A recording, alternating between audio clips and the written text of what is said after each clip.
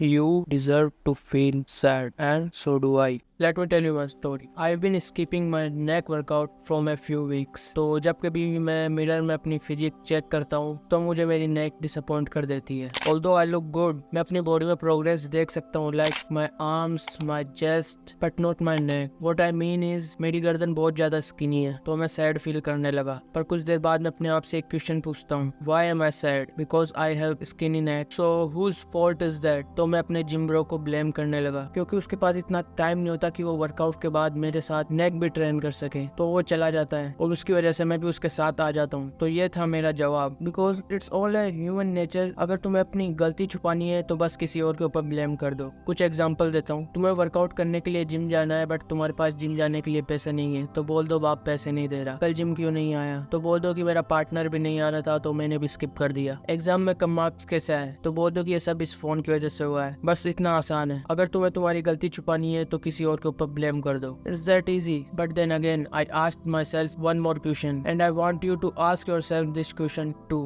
Is that really true?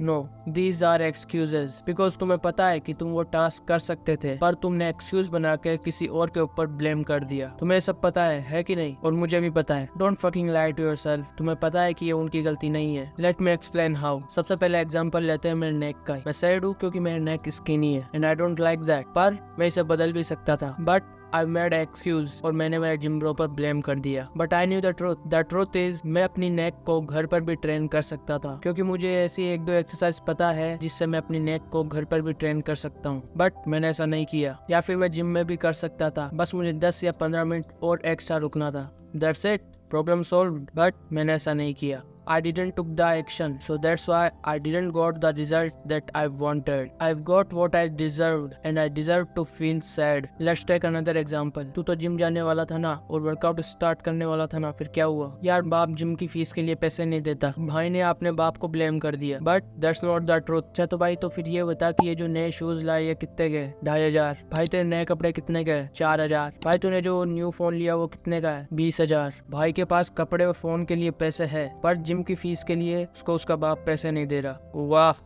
चलो मान लिया कि भाई के पास कपड़ों और फोन के लिए भी पैसे नहीं है, पर इसका मतलब ये थोड़ी है कि तुम वर्कआउट जिम में ही करोगे. तुम घर पर भी वर्कआउट कर सकते हो या फिर भाई रनिंग स्टार्ट कर सकता है. भाई knows the truth but still वो कोई एक्शन नहीं लेता. भाई decide to make excuse by blaming his father. तो फिर भाई सैड फील क्यों नहीं करेगा? भाई deserve to feel sad. You deserve to feel sad. Let's take another example. भाई तेरे एग्जाम में कम मार्क्स कैसे आए? अरे यार ये सब इस फोन की वजह से. आजकल इन फोनों ने सबको खराब करके रख दिया है. बट भाई नोज द ट्रूथ. क्या फोन बोल रहा था भाई को कि भाई मुझे चला? Absolutely not.